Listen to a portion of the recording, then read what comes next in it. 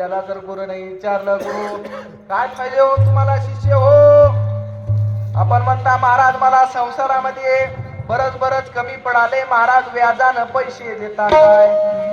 आपण गुरुला घेतलं मागता, पण गुरुला काय मागावं. महाराज मला नामाच्या व्यतिरिक्त काही बी नको, महाराज मी तुमचा दास हो, आणि मला महाराज तुमच्या पायापाशीच ठेवा. पायाचा मी दास दत्ता अर्जे ऐकावे, अर्जे ऐकावे. पायाचा मी दास दत्ता अर्जे ऐकावे, अर्जे ऐकावे. पायाचा मी दास दत्ता अर्जे ऐकावे, अर्जे ऐकावे.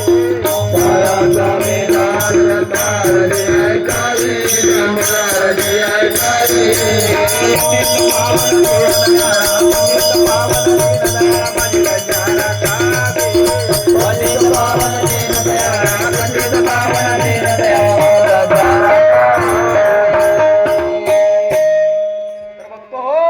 काय मागायचं गुरुला, महाराज मी तुमच्या पायाचा दास हो, मला तुमच्या चरणाजवळ ठेवा महाराज, मला दुसरं काहीच नको. असं विचारल्याबरोबर जनार्दन महाराज म्हणजे माझ्याजवळ काही बी नाही, म्हणजे मी काम करून खाणारा माणूस तरी करालो, मला लेकर बाळा आता मी पोट भरायला लागलोय, माझ्या काय मागे तू लावला. नाथ महाराज त्याला सोडले नाही, गेले त्याच्या घरी गेले, घरी राहू लागले. मात्र त्याची बायको त्याला सांगली नाथ महाराजाला, नाथा तू याच्या नादी लागू नको, ये माणूस कधी बेल व्हायला नाही, फुलं व्हायला नाही, गंध व्हायला नाही, अक्षदा व्हायला नाही, आणि हे कशी देव पूजा करायला म्हणा, याला देव भेटते काय. नाथा तू याच्या घरी लागू नको, आपापल्या घरी जाय, आपापला संसार बघ. पण नाथ महाराजाला कळालं होतं की हे खरे देव दाखिणारे होत.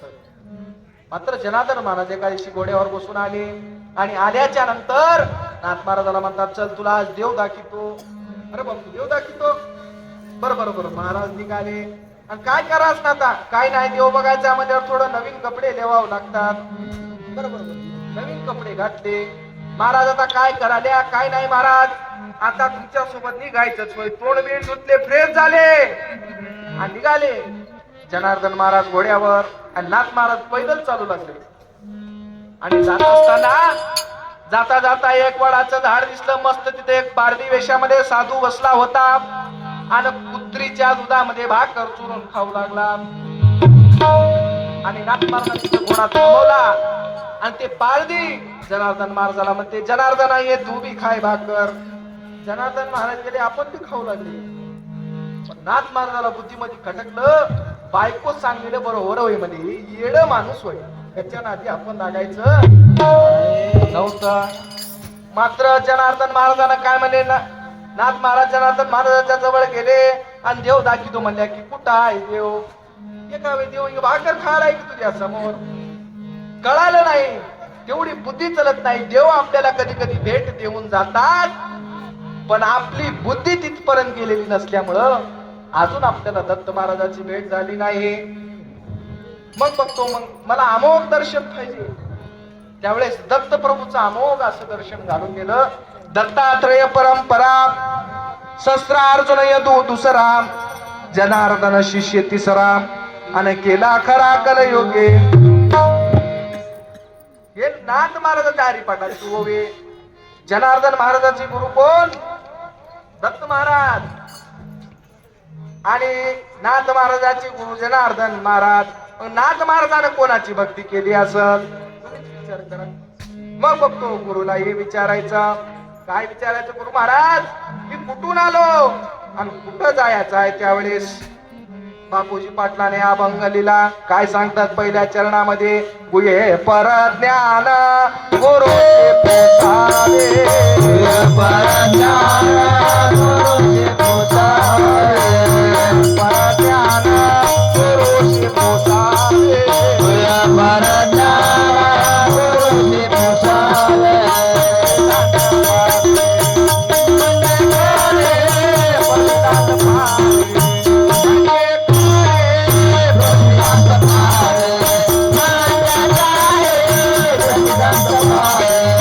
Bye.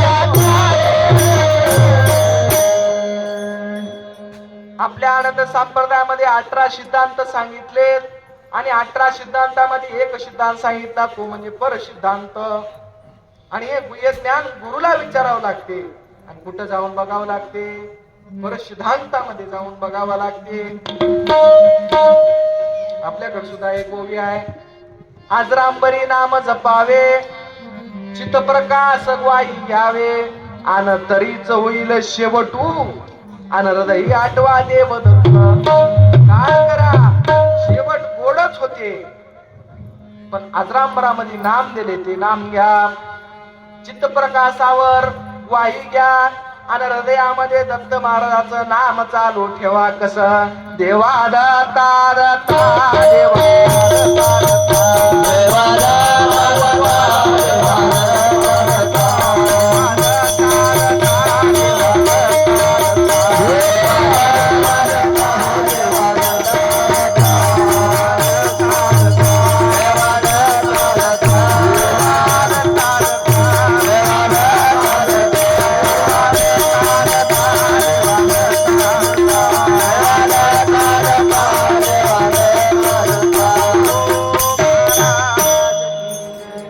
असं सतत भजन.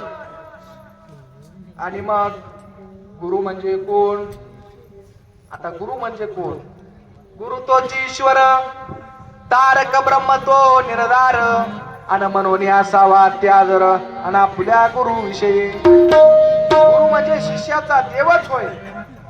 तुम्ही देव बघल्या कोणी? देव कोणी बघितला का याच्यात? देव नाही. तुकडोजी महाराज म्हणाले मला माणूस तर द्या, माणूस द्या, माझं कोणी माणूस द्या हो. अन भीक मागता प्रभू दिसला. आधी माणसं घडवावी लागतात, नंतर देव दिसते. देव बघितले आपण? देव बघितलो नाही. मग देव कोणाला म्हणावं? गुरु तोच ईश्वर, अन तारक ब्रह्म तो निराधार. गुरुजवळ कोणतं शस्त्र आहे? शस्त्र कोणतं आहे गुरुजवळ? तारक ब्रह्म नावाचं शस्त्र गुरुजवळ राहते. गुरु हा संत कुणीचा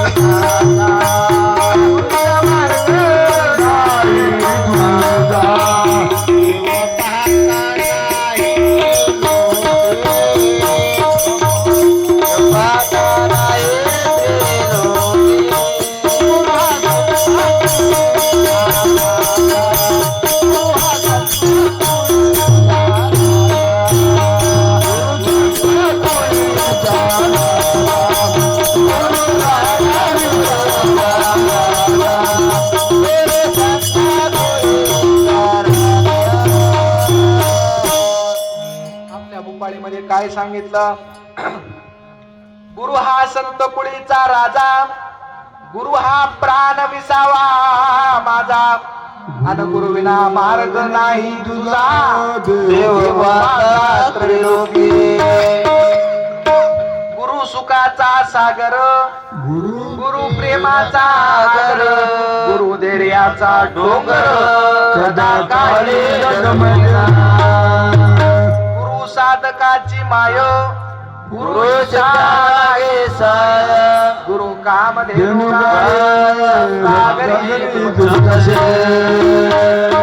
गुरु घाली नानांजन, गुरु दाखवी जळण, गुरु परब्रह्मा माशे आन नित्य द्यावे मानसे. गुरु म्हणजे कोण आहे? आपण भजन म्हणता, जय जय गुरु महाराज, गुरु जय जय परब्रह्म सद्गुरु. गुरु म्हणजे कोण? परब्रह्म वस्तू आहे ती. गुरु काय साधं वाटायला लागले तुम्हाला? गुरु ना काय सोपं आहे काय? कोणी बी गुरु लावून घ्याले, कोणी बी सद्गुरु लावून घ्याले, पण पात्रता तिथपर्यंत गेलेली नाही. आधी पात्र व्हावं लागते. बऱ्याच जणांना वाटते पोलीस भरतीमध्ये जावाव, अरे जावाव वाटालय, पण उंची बी तेवढी राहावं लागेल की. रनिंग पाहिजे, गोळा फेकावं लागते, पात्र भावावं लागते तेव्हा पोलीस भरतीमध्ये 100% लागते. याने गेला पोलीस भरतीला, म्हणला माझी छातीच भरणा चली, घरला आला, पुड्या खायला सुरू केला, दारू पी, सिगरेट पी, छाती अजून 4 इंच मध्ये गेली. आता लागल नाही, म्हणून प्रयत्न करायचं. आधी पात्र व्हायचं, नंतर गुरुच्या पदाला प्राप्त होते. गुरु म्हणजे काय साधी होत नाही. गुरु म्हणजे परब्रह्म. गुरु म्हणजे सद्गुरु. सद्गुरु म्हणजे कोण? सद म्हणजे ब्रह्म, ब्रह्म म्हणजे उत्पन्न, जो आपल्या आनंदामध्ये सदोदित आनंदामध्ये वाढ करतो त्याला नाव आलं सद्गुरु. गुरु केल्याबरोबर शिष्याची पाठ थापटवतात आणि शिष्याला आनंद देण्याचं काम करतात. ते वय म्हणजे परब्रह्म सद्गुरु. ते वय गुरु. आणि गुरु इथं कशासाठी आले? काय काम होतं जीवाचं? गुरुचं इथे येण्याचं. जीवाला कर्म बंधन लागले आणि या कर्माच्या बंधनातून मुक्त करण्यासाठी गुरु या कर्म भूमीमध्ये आले आणि या जीवाची कर्म फास गुरु तोडतात. बरेच जण पांघरण अंगावर घ्याले. थंडी वाजली हो महाराज, थंडी वाजायला लागली, थंडी भरपूर आहे. पाणी बी पडलंय, पाणी बी तसंच झालंय, पाणीच केलंय. सुरुवातीला अरे बापू पाऊसच पडला आलाय, कसं होईल? शेतानं तळेच होऊन गेले. दत्त महाराजाच्या मनात आलं, होत्याचं नव्हतं करते आणि नव्हत्याचं होत करते, फक्त मनात. बरेच जण पांघरण टाकून घ्याले. पांघरण टाकून घ्यायचा आधी विचार करा, जीवावर आधी 7 पांघरण बसलेत. कोणते होत 7 पांघरण महाराज? तरी थंडी वाजली आम्हाला. 7 पांघरण कोणते होत? एका पांघरण बघू. पहिलं पांघरण देहाचं. पहिलं पांघरण कोणतं आहे? देहाचं. दुसरं पांघरण वेदशास्त्राचं. दुसरं पांघरण कोणतं? वेदशास्त्राचं. तिसरं पांघरण अविद्येचं. चौथं पांघरण 4 वर्णाचं. 5वं पांघरण 4 आश्रमाचं. 4 वर्ण 4 आश्रम. 6वं पांघरण जातीयतेचं. आणि 7वं पांघरण पडले अष्ट फाशे.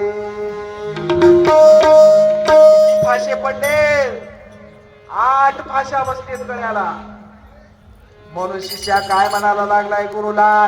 संसार सागरा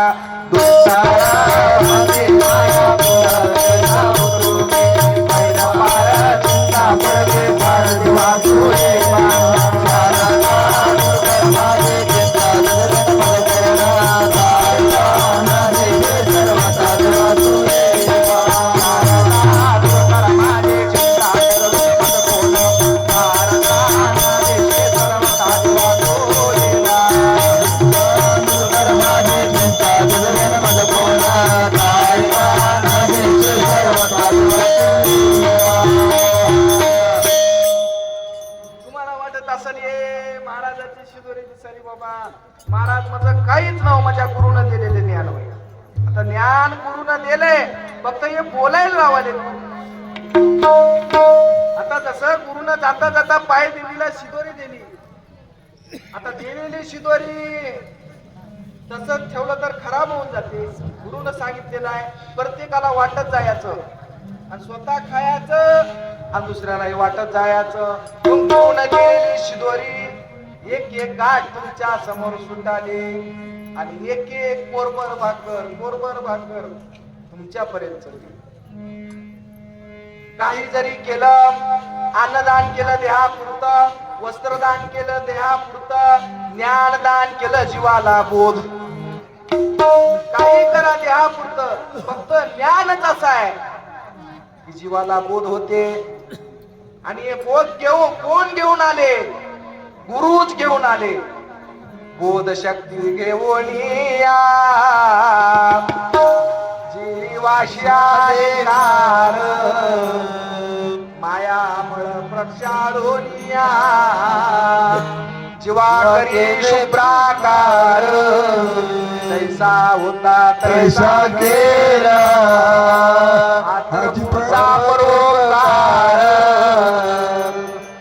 शक्ती घेवणिया गुरुजवळ कोणती शक्ती आहे? हे धुपटन कुठून आले ते इजून टाका. स्वयंपाक चालू नाही तिकडे शेकोटी लावून बसतील. मग कोणती बोधाची शक्ती? आला हो आला आला गुरुराज माझा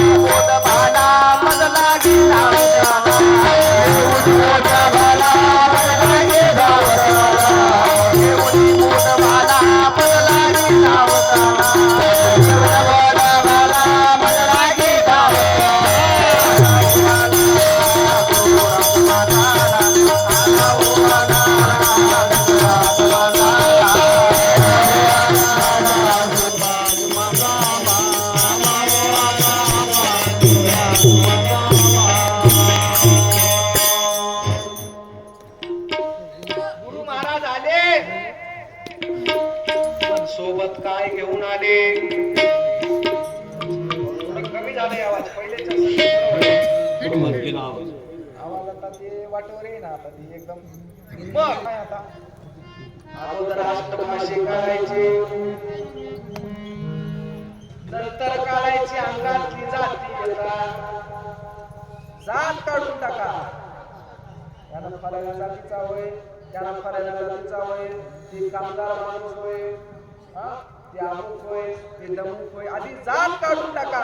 साने गुरु म्हणून सांगतात धर्म एकाची धर्म जगाला प्रेमार पावे राहतो एकची धर्म जगाला प्रेमार पावे राहतो एकची धर्म जगाला प्रेमार पावे. हाय टाइम एकची धर्म जगाला प्रेमार पावे एकची धर्म जगाला प्रेमार पावे एकची धर्म जगाला प्रेमार पावे एकची धर्म जगाला प्रेमार पावे राहतो एकची धर्म जगाला प्रेमार पावे. कोणती जात सांगितली? आता फक्त दोनच धर्म, एक हिंदू आणि दुसरं म्हणजे मुस्लिम. आता आपण सनातनी व्हायचं काम आहे. काय व्हायचं आहे? हिंदुत्व आपल्या अंगामध्ये झालं पाहिजे. आपण जाती जातीमध्ये भांडण लावतो. त्या दुसऱ्या जातीमध्ये बघा कशी एकी आहे त्यांच्याजवळ. एकाचं भांडण झालं तर पुरं गाव त्यांच्या समोर लावून येते. आपले मारून घेऊन आलं तर मध्ये आपल्याला काय करायचं? त्यानं काय गेलाय की गेलाय? आपलं काय गेलं त्याला? आपण भांडण करायचं, मरून जाऊ द्या म्हणतात त्याला.